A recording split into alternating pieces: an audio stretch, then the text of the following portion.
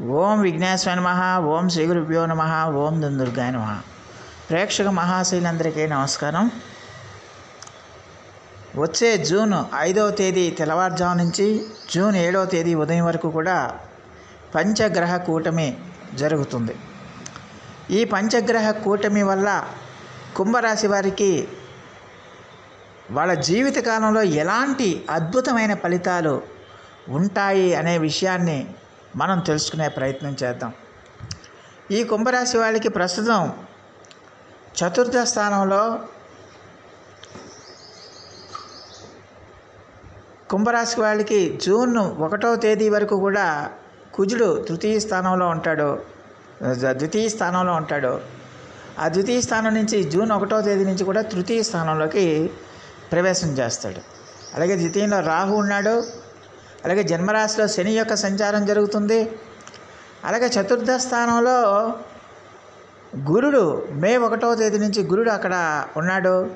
అలాగే బుధ శుక్ర రవిలు కూడా అక్కడే ఉన్నారు. అంటే వీరికి 4 గ్రహాలు అక్కడి నుంచి అక్కడ ఉన్నాయి.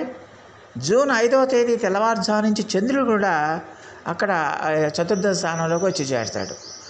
ఎప్పుడైతే ఆ చంద్రుడు కూడా చతుర్థ స్థానంలోకి వచ్చి చేరాడో కుంభరాశి వాళ్ళకి అతి చతుర్థ స్థానంలో పంచగ్రహ కూటమి జరుగుతుందన్న విషయాన్ని మనం గమనించాల్సిన అవసరం ఎంతైనా ఉంటుంది. అంటే వృషభ రాశిలో ఇప్పుడు ప్రస్తుతం 4 గ్రహాలు సంచారం చేస్తున్నాయి.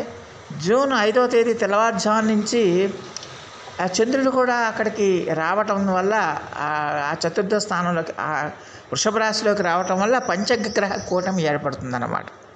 ఈ పంచగ్రహ కూటమి వల్ల వివిధ రాశుల వారికి వివిధ రకాలుగా ఫలితాలు ఉంటాయి. అలాగే కుంభరాశి వారికి కూడా ఈ పంచగ్రహ కూటమి అద్భుతమైన ఫలితాలని, అద్భుతమైన విజయాన్ని, అద్భుతమైన అవకాశాలని ఇస్తుందన్న విషయాన్ని గమనించాల్సిన అవసరం ఎంతైనా ఉంటుంది. అలాగే ఈ రాశికి చెందిన జాతకులకి ఖచ్చితంగా కూడా మరి చాలా వరకు అనుకూలమైన ఫలితాలు, అంటే జూన్ 2వ వారంలో చాలా వరకు అత్యద్భుతమైన ఫలితాలు ఉంటాయనే విషయాన్ని గమనించాల్సిన అవసరం ఉంటుంది. ఈ పంచగ్రహాలు కూడా వాటి యొక్క దృష్టి ఈ కుంభరాశి వాళ్ళకి దశమ స్థానం మీద పడుతుంది. ఆ దశమ స్థానం మీద పడటం వల్ల అది రాజ్యస్థానం కాబట్టి ఖచ్చితంగా కూడా కుంభరాశి వాళ్ళకి అద్భుతమైన యోగం కలుగుతుందన్న విషయాన్ని గమనించాల్సిన అవసరం ఉంటుంది. ముఖ్యంగా ఈ రాశి వాళ్ళకి గజ కేసరి యోగం అనేది కలుగుతుంది అన్న విషయాన్ని గమనించాల్సిన అవసరం ఎంతైనా ఉంటుంది. అలాగే రవి బుధులు కూడా ఈ చతుర్థ స్థానంలో సంచారం చేస్తున్న బుధాతిథ్య యోగం, అలాగే గురుచంద్రులు కలిశారు కాబట్టి గజకేసరి యోగం, ఇలాంటి యోగాలన్నీ కూడా అత్యద్భుతమైన యోగాలు, దానికి సంబంధించిన ఫలితాలు కూడా కుంభరాశి వారికి కలగడానికి అవకాశం ఉంటుంది. ఇలాంటి ఉత్తమమైన యోగాలు కలగటం వల్ల కుంభరాశి వారికి ఖచ్చితంగా ఎన్నడూ చూడని, అంటే ఈ మధ్య కాలంలో ఏలినాటి శని కాలంలో ఎన్నడూ చూడని అత్యద్భుతమైన ఫలితాలు రాబోతున్నాయనే విషయాన్ని గమనించాల్సిన అవసరం ఎంతైనా ఉంటుంది. మరి ఈ ఫలితాలు ఎలాంటి ఫలితాలు అయి ఉంటాయి, ఎలాంటి లాభాలు వీళ్ళకి చేకూరుతున్నాయనే విషయాన్ని కనుక మనం గమనిస్తే ఇక్కడ చతుర్థ స్థానం అనేది మాతృస్థానం అయింది. అదే ఖచ్చితంగా కూడా వాహన స్థానం కూడా అవుతుంది.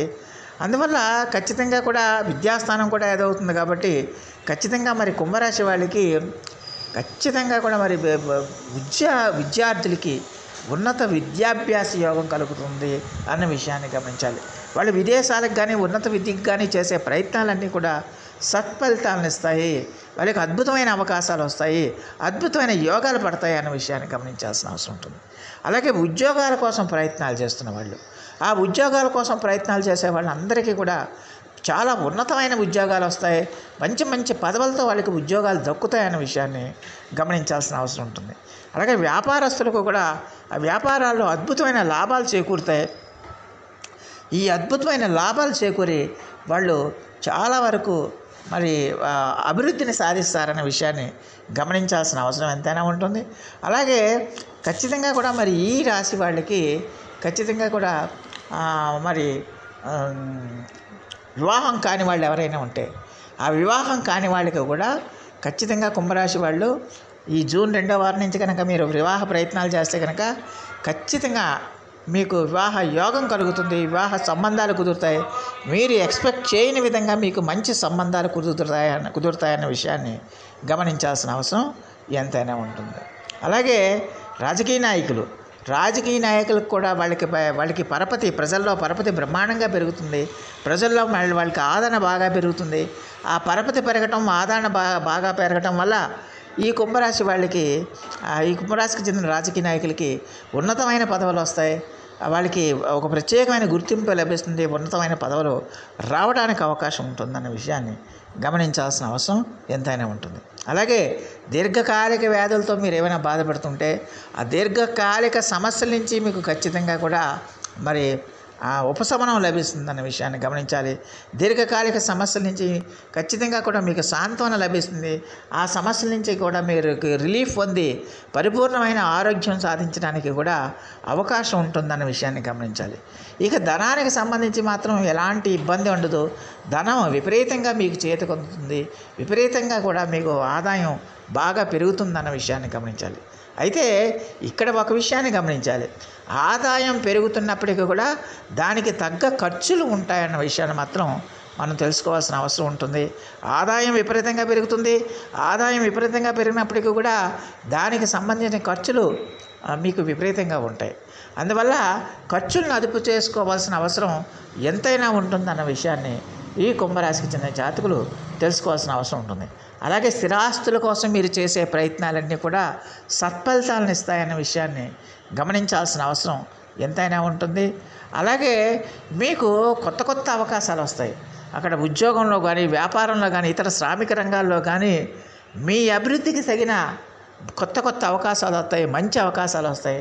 ఆ మంచి అవకాశాలను మీరు సద్వినియోగం చేసుకుని జీవితంలో మరింత ఉన్నత స్థానానికి వెళ్ళడానికి, మరింత ఆదాయాన్ని పెంచుకోవడానికి, మరింత స్థిరాస్తులు పెంచుకోవడానికి ఎక్కువగా దోహదం చేస్తుందన్న విషయాన్ని గమనించాల్సిన అవసరం ఎంతైనా ఉంటుంది.